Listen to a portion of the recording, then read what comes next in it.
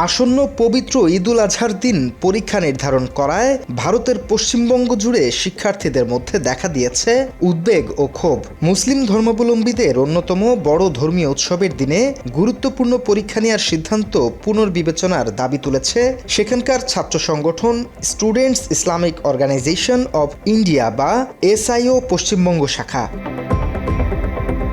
এসআইও জানিয়েছে, আগামী ২৮ মে অর্থাৎ ঈদুল আজহার দিন রাজ্যের বেশ কয়েকটি গুরুত্বপূর্ণ শিক্ষা প্রতিষ্ঠানে পরীক্ষা সময়সূচি নির্ধারণ করা হয়েছে। এই পরিস্থিতিতে পরীক্ষার তারিখ পরিবর্তনের দাবিতে সংশ্লিষ্ট কর্তৃপক্ষের কাছে আনুষ্ঠানিক ইমেল পাঠিয়েছে সংগঠনটি। সংগঠনটির দাবি, ঈদুল আজহা মুসলিম সম্প্রদায়ের অত্যন্ত গুরুত্বপূর্ণ ধর্মীয় উৎসব। ওই দিনে পরীক্ষা অনুষ্ঠিত হলে বহু শিক্ষার্থী ধর্মীয় আচার অনুষ্ঠান এবং পারিবারিক উৎসব থেকে বঞ্চিত হবে। বিশেষ করে দূরবর্তী এলাকা থেকে পড়তে আসা শিক্ষার্থীদের জন্য পরিস্থিতি আরও কঠিন হয়ে উঠবে। যারা হোস্টেল কিংবা মেসে থাকেন তাদের পক্ষে বাড়ি গিয়ে পরিবারের সাথে ঈদ উদযাপন করা প্রায় অসম্ভব হয়ে পড়বে বলে মনে করছে এসআইও। অন্যদিকে পশ্চিমবঙ্গের কট্টর হিন্দুত্ববাদী শুভেন্দু অধিকারের বিজেপি সরকার ঈদুল আজহার ছুটি 2 দিনের পরিবর্তে 1 দিনে নামিয়ে এনেছে।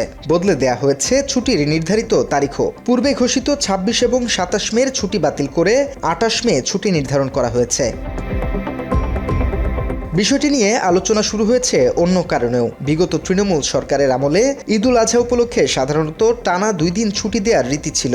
নতুন বিজেপি সরকার ক্ষমতায় আসার পর প্রথম ঈদেই সেই প্রথায় কাটছাঁট করা হলো। এদিকে বিজেপির ঘাঁটি হিসেবে পরিচিত আহমেদাবাদের বিভিন্ন শিক্ষা প্রতিষ্ঠানেও পরীক্ষা রাখা হয়েছিল ঈদের দিনে। তবে বিতর্কের মাঝে কাটছাঁট করে 28 মে সরকারি ছুটি ঘোষণা করেছে গুজরাট সরকার। ফলে সেদিনের নির্ধারিত পরীক্ষা স্থগিত করেছে গুজরাট টেকনোলজিক্যাল ইউনিভার্সিটি।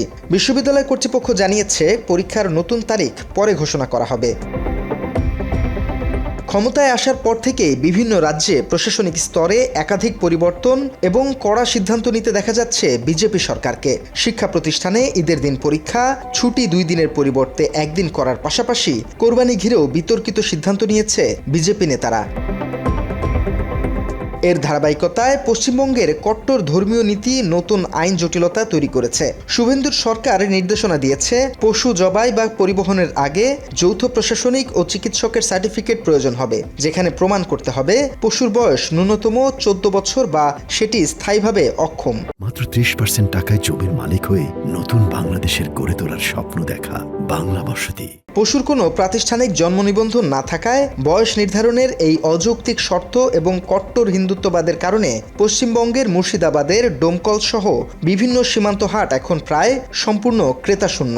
কর্পোরেট কসাইখানাগুলো বড় পুঁজির জোরে কিছুটা সুবিধা পেলেও আইনি হয়রানির ভয়ে ঋণগ্রস্ত হিন্দু গোখামারিরা পড়েছেন চরম লোকসানে। এই গরুগুলো 3 দিন খাওয়া দিতে পারছি না। এই মুহূর্তে গরুগুলোও মরবে এবং আমরা মরবো, আমাদের পরিবার মরবে। করতে বলে মুসলমানরা জব্দ হয়ে যায়। আপনার কি মনে হয়? জব্দ আমরাই হচ্ছি। সরকার যে আইন জারি করেছে, এই আইনই পুরো আমার ফ্যামিলি নষ্ট, এত নষ্ট হয়ে যায়। দেনার দায় যদি আমি গলায় দড়ি দেই, এই সংসারটা কে চালাবে? শুভেন্দুর কট্টর নীতির কারণে স্থানীয় মুসলিমরা কোরবানির পশুর তালিকায় গরু বয়কট করেছে। পাশাপাশি গরু বয়কট করে রীতিমতো বিক্ষোভ করেছে মুসলিমরা।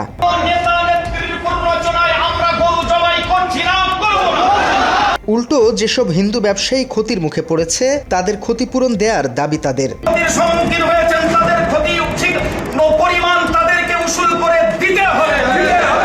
মুসলিমদের নিধন করতে গিয়ে ঈদের দিন পরীক্ষা রাখা, ছুটি কমিয়ে দেয়া, গরু জবাইয়ে নানাভাবে নিষেধাজ্ঞা দেয়া সহ বিভিন্ন বিতর্কিত সিদ্ধান্ত নিলেও শেষ রক্ষা হচ্ছে না কট্টর হিন্দুত্ববাদীদের। উল্টো যেন নিজেদের বিপদ নিজেরাই ডেকে আনছেন তারা। তার একটি জ্বলন্ত উদাহরণ, গরু বিক্রি করতে না পেরে হিন্দুদের আর্তনাদ। এই মুহূর্তে যদি না কুরবানি হয়, আমরা এই গরুগুলোকে খাওয়াবো কি? আমরা গোটা পাড়া সাপোর্ট হয়ে বিজেপিকে ভোট দিয়েছি। আজ বিজেপি আমাদেরই ক্ষতি করছে, হিন্দুদেরকে মারার জন্য। গরু বন্ধ হওয়াতে মুসলিমরা বেঁচে গেল। গরু খেলি পুজো টুজো করবে, মুসলমানরা তো কিনতেও পারছে না। News desk, Bangla addition.